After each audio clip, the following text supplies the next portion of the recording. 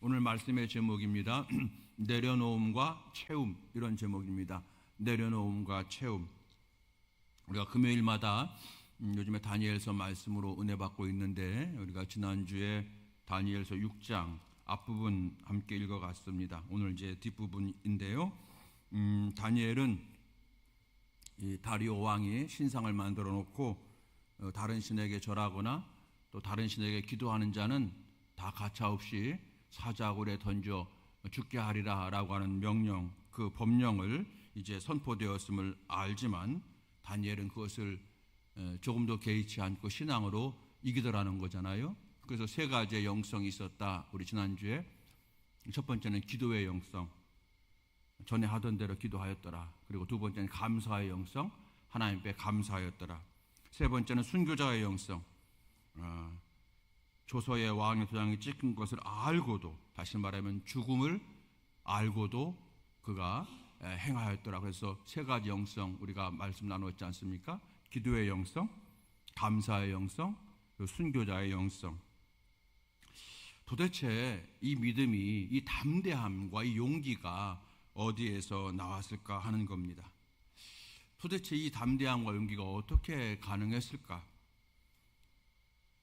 어떤 권사님이 계셨어요. 이 권사님이 평소에 봉사도 많이 하시고, 특별히 속회를 맡으시면 속회원들 잘 이끌고 가시고, 특별히 교회 내에서 이제 병든 분들 그렇게 위로하시고 또 병든 자를 위해서 기도해 주시는 그런 좋은 신실한 권사님이셨거든요. 그런데 이분이 갑자기 암 선고를 받으셨어요. 너무 늦게 발견됐어요. 수술도 힘든 상황이라고 말을 합니다. 60대 초반인데 목사님이 신방을 가니까, 목사님 왜 내게 이런 병이 걸렸는지요?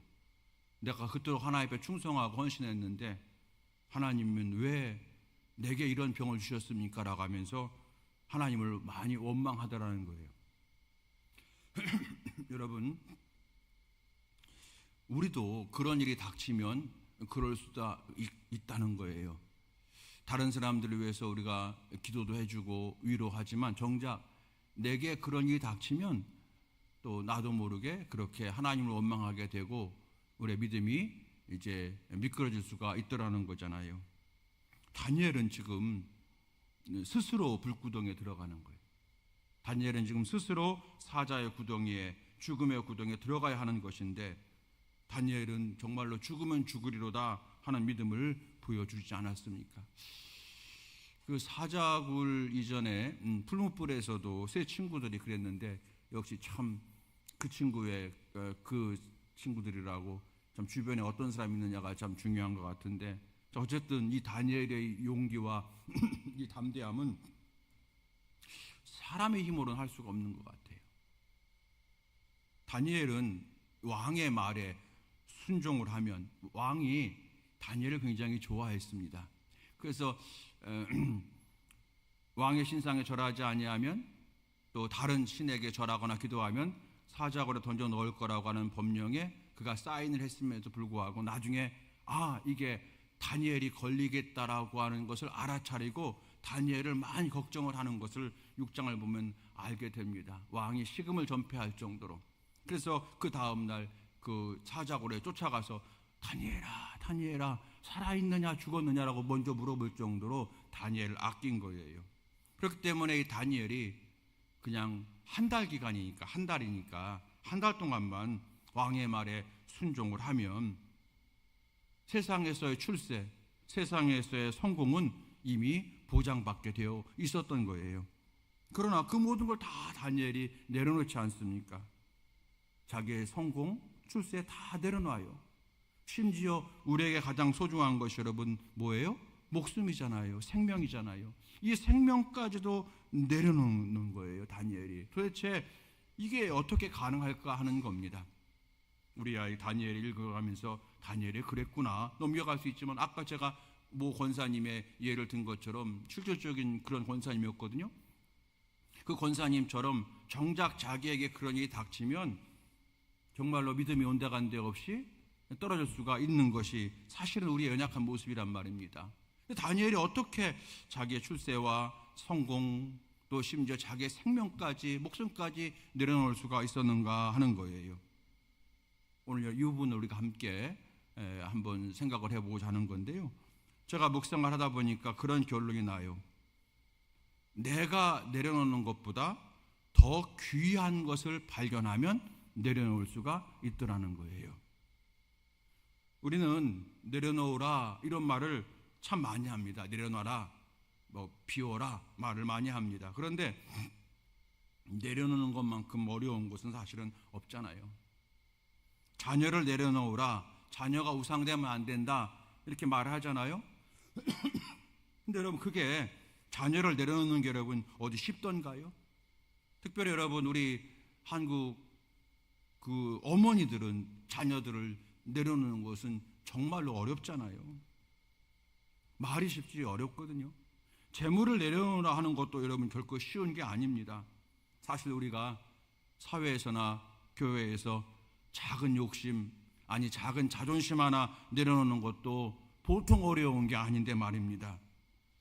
불교에서는 석가모니가 욕심을 내려놓아라, 자기를 비워라 그러잖아요.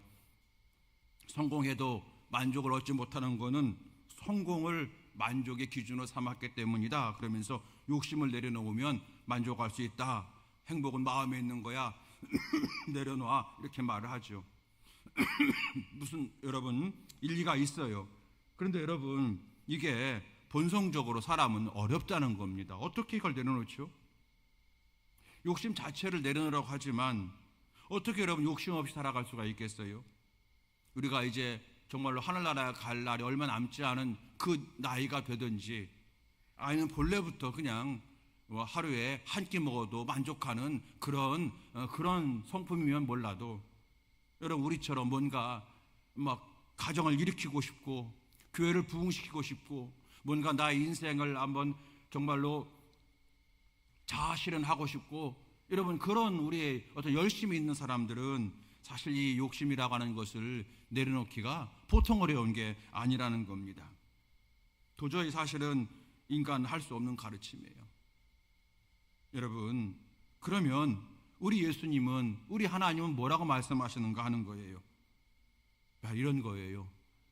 더 나은 것을 만나면 내려놓을 수가 있습니다. 더 나은 것을 만나면 내려놓을 수가 있습니다. 이거는 저의 얘기가 아니라 제가 이 문제를 가지고 사실은 지난주 6장을 했기 때문에 오늘 7장에 있는 말씀을 이제 나가야 되는데, 이 6장 다시 한번 읽어보면서 이 부분이 다시 한번 저에게 감동이 되는 거예요. 다니엘이 어떻게 이것을 내려놓을 수가 있었을까?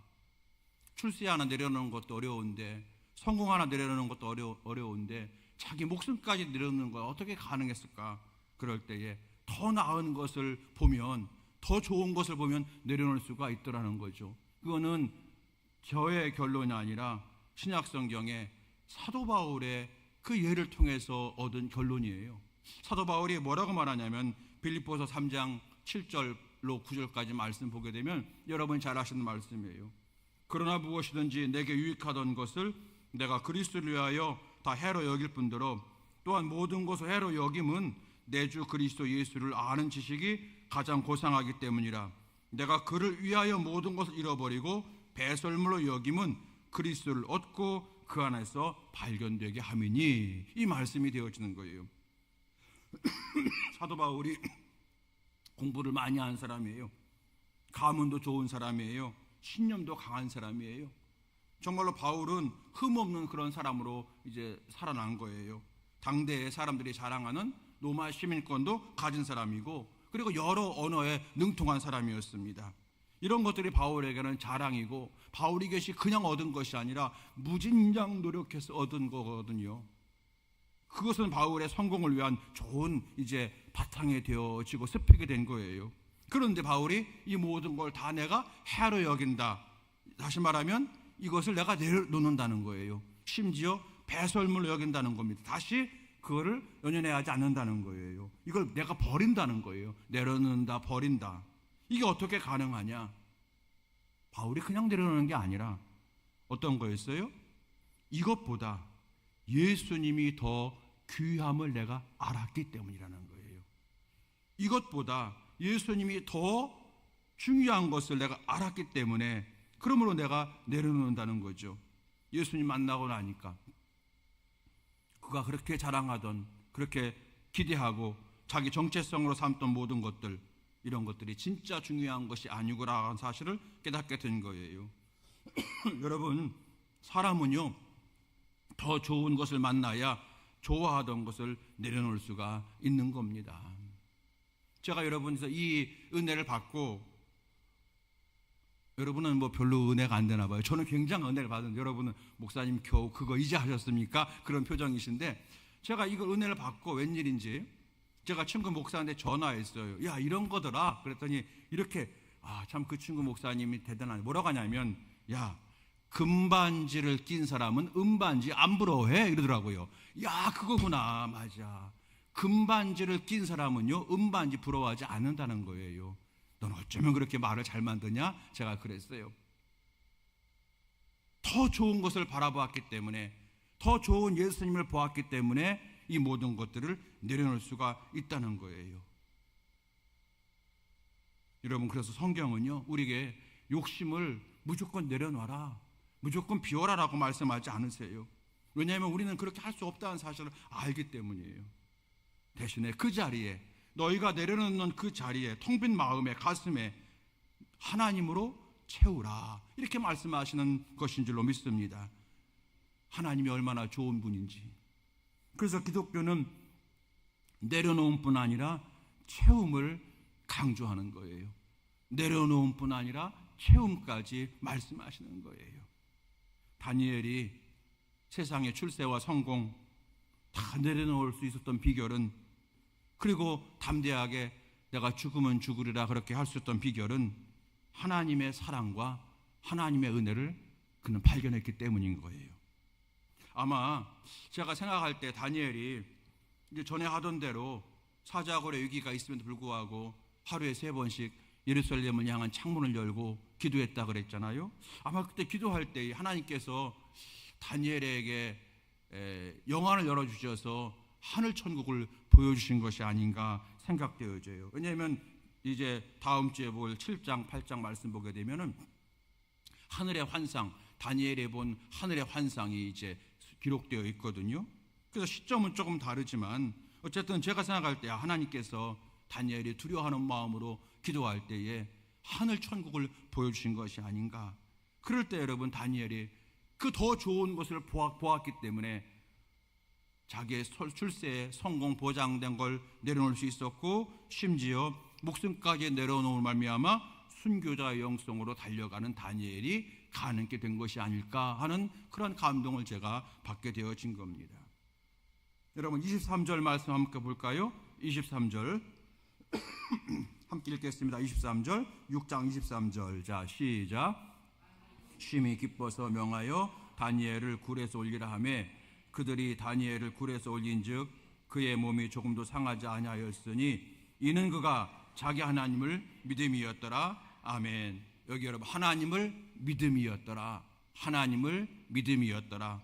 즉 다니엘이 하나님을 믿었기 때문에 사자굴에서 살아났다고 하는 뜻이죠. 그런데 그 이전에 다니엘은 하나님을 믿었기 때문에 사자굴에 들어가는 그런 위험과, 그리고 반대로 여기서 내가 잠깐 신앙적 눈만 감으면 된다라고 하는 유혹이 있을 때에도 그는 믿음을 지킬 수가 있었다는 거예요. 하나님을 믿음으로 그는 믿음을 지킬 수가 있었다는 거죠. 여러분, 그가 믿는 하나님이 어떤 분이셨습니까?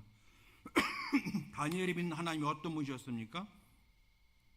놀랍게도 다니엘이 이제 사자굴에서 죽지 않고 살아난 것을 본 왕이 이제 고백해요. 온 백성에게 조서를 내리면서 다니엘의 하나님을 믿어라, 그러면서 다니엘의 하나님은 이런 하나님이야 라고 이제 정확하게 이제 얘기하는 거거든요. 이게 참 놀라운 거예요. 이 하나님이에요. 자, 여러분 25절부터 27절까지 말씀인데 한번 보십시다. 자, 함께 읽어보겠습니다. 25절 27절 시작. 이에 다리오 왕이 온 땅에 있는 모든 백성과 나라들과 언어가 다른 모든 사람들에게 조서를 내 이르되 원하건대 너희에게 큰 평강이 있을지어다. 내가 이제 소설을 내 나라 관 아래에 있는 사람들은 다 다니엘 하나님 앞에서 떨며 두려워할지니 그는 살아계신 하나님이시요 영원히 변하지 않으실 이시며 그의 나라는 멸망하지 아니할 것이요 그의 권세는 무궁할 것이며 그는 구원도 하시며 건져내기도 하시며 하늘에서든지 땅에서든지 이적과 기사를 행하시는 이로써 다니엘을 구원하여 사자 입에서 벗어나게 하셨음이라 하였더라. 아멘. 여러분, 마치 무슨 찬송가의 가사 같잖아요. 하나님이 어떤 분이신지 정확하게 얘기하거든요. 여러분, 자 놓치지 말고 하나하나 보십시오. 첫 번째 사람이 뭐라고 말하냐면 26절 중간에서 뭐라고 하냐면 그는 살아계신 하나님이시며 이렇게 말합니다. 그러면서 영원히 변하지 않으실 것이다. 그리고 그러므로 그의 나라는 멸망하지 아니할 것이다. 그가 세우신 하늘나라는 멸망하지 않을 거라는 거고요. 그의 권세는 무궁할 것이라고 이야기하고 있습니다. 또한 그는 구원의 하나님이시고 인생을 구렁텅이에서 건져내신 하나님이시고 또 그 하나님은 하늘에서든지 땅에서든지 기적과 이사를 행하시는 이로써 구원해 주시고 사자 입에서 벗어나게 하신 하나님이시다. 이렇게 얘기하고 있는 거예요. 여러분, 이것이 이 다리오 왕의 이 말이 사실은 다니엘의 고백이란 말입니다. 다니엘의 평생 믿음의 결론이 이거예요. 우리 하나님은 이런 하나님이라는 거예요.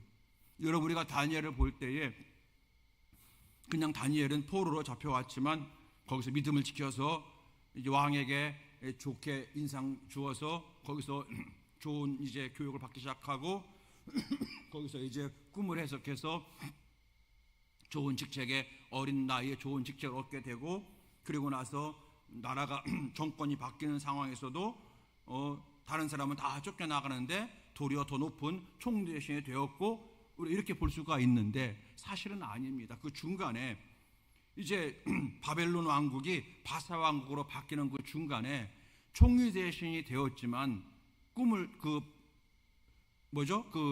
말씀이죠. 갑자기 생각이 안 납니다. 뭐죠, 여러분? 메네메네 대결 우바르신 그 글자를 해석하면서 이제 총리 대신이 되었지만 그 기간이 여러분 10년이 넘어요. 그러니까 10년 동안 다니엘도 은둔 생활을 하게 된 거예요.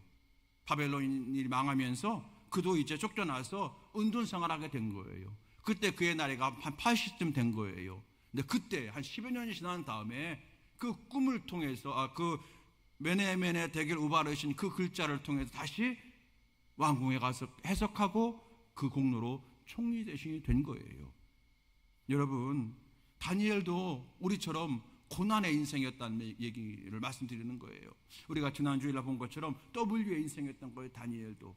그런데 다니엘이 늘 마음에 가진 건 뭡니까? 하나님은 살아계시다. 그는 영원히 변하지 않으신다.